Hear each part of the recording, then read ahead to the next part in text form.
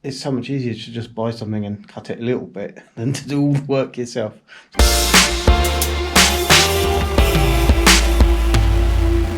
So hello, welcome to the vlog. We're here in the studio, obviously. A few months ago we did a vlog about these. Building this shelving, a test of my DIY skills. I actually have a plan to put similar shelves over there in that corner, move that baffle over. Anyway, that's all for another day, not doing that this week. What I am doing this week is building a pedal board. And now I have here, you can just see the telltale signs on the other side. This is an IKEA crate or box of some description. I want to turn it into something a little bit like that. I have a pedal board down here. That's what I'm using when we're playing the songs from the Psalms. It's small. I want something small for playing in small spaces and easy to chuck in a bag. So this little pedal board has a few issues, this being one of them. It doesn't get in and then it pushes that and then the power supply falls off. If this were able to sit underneath, then it would be much smaller.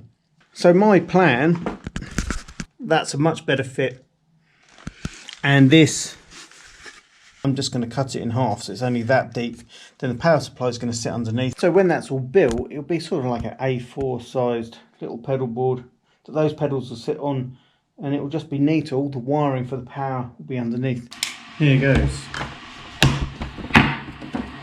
We have. That's what we're working with, and yeah, that's what it's supposed to look like.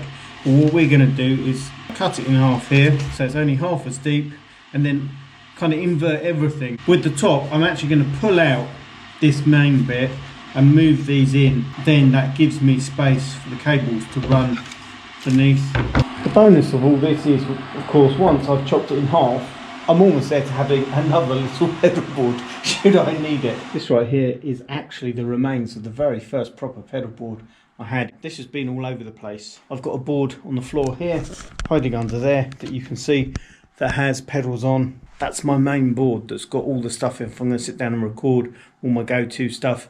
I've tried to separate stuff that I'm happy to take out and about if it gets broken because somebody stomps on it and it's just waiting to be played. That's okay. The stuff that's actually good that I want to use in the studio, I don't want to take out and about all the time. The board I'm about to replace, as you can see, as we've said already, is literally just a piece of board with some feet stuck on the bottom of it. So yeah, when we're talking about building a pedal board, we're literally just talking about the board bit and then shoving pedals on. This that you see right here is the evidence that I was thinking about building a board. It's so much easier to just buy something and cut it a little bit than to do all the work yourself. So that's what we're going with.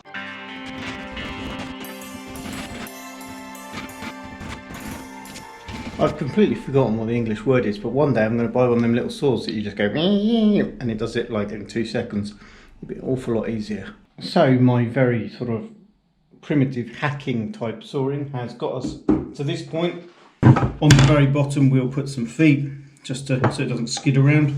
And this, I still need to rip these off and reset them.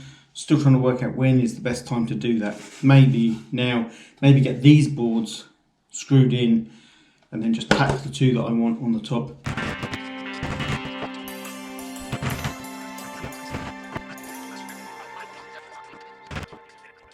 These bits here are now banged down, screwed and glued. Just working out exactly where these go. Once they go on, we try and give it some colour. We'll see if there's any left in there. If there is, we're all good. Spray it up. I think that's pretty much it. I think we might just give the top like a top down one more spray just to be sure. Then it will be like stick the other side of the Velcro on there, pedals on, we can power it all up. We've got 2 different types of Velcro here. It is normal on pedal boards for the harder hooky bit to go on the pedals and then this bit to go on the board.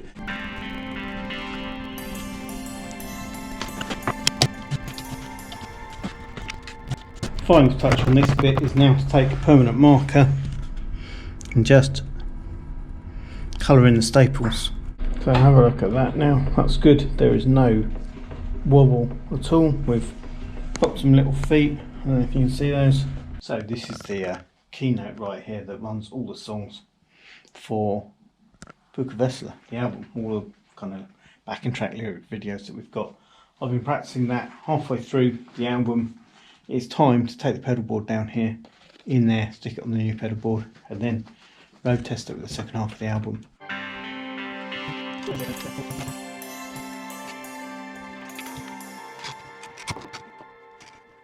So we're back in the room with the new pedal board. Let's pick up the guitar and see if it works.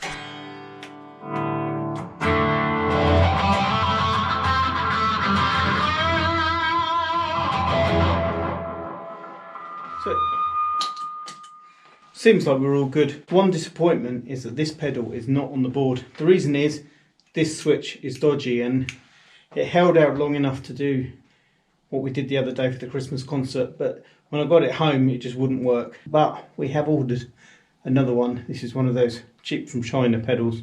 There is another one on its way. It'll arrive sometime in the next couple of months. Right, let's play a song, see how it goes.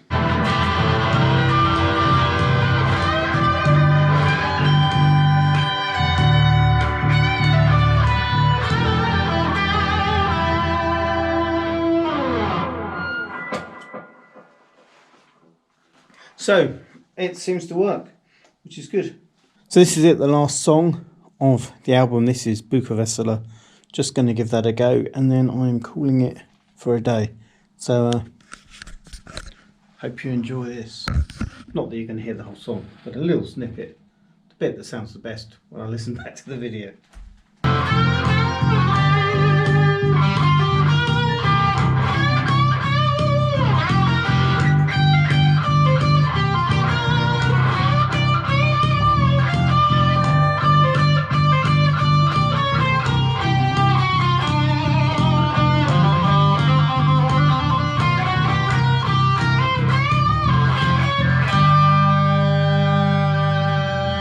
Something like that. And so that is it for the end of this vlog. I have a new pedal board set up that I'm happy with. We're getting ready to go and play in Sarajevo. Hopefully you'll see something of that in the next vlog. Until then, that is it. Thanks very much for watching. Do give us a big thumbs up for more DIY. Thank you to IKEA for helping out on that front. Do leave a comment and question if you want to know more. And do remember that together we do adventure. And we'll see you next time.